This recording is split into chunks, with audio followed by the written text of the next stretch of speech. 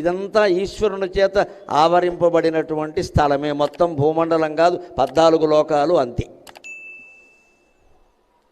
దీంట్లో ఆయనకి ఇచ్చిన తర్వాతే నువ్వు స్వీకరించాలి ఏదైనా సరే. దాన్నే మనం ఇప్పటికీ ఇళ్లలో ఏం చేస్తాం, ఏం వండని, చివరికి బిర్యానీ వండని 2 చుక్కలు నీళ్ళు అందులో పోసి దేవుడికి నైవేద్యం పెట్టి తినండి, అంతే లెక్క.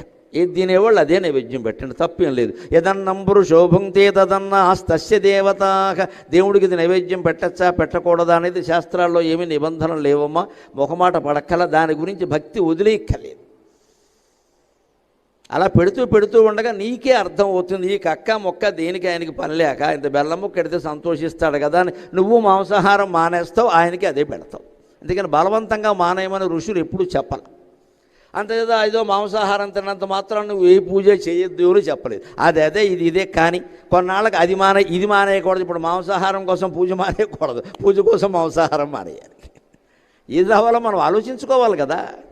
కానీ ముందు కనుక ప్రారంభంలో చెప్పకపోతే ఏం చేస్తారో, అయ్య బాబు మనకెందుకు మానేస్తారు, అందరూ దూరం అయిపోతారు ధర్మానికి. అందుకని ఎవరు తినే తిండి వాళ్ళు తినండి, పర్వాలేదు. కానీ మీరు తినేది దేవుడికి నైవేద్యం పెట్టి పరమేశ్వరార్పణం తినండి.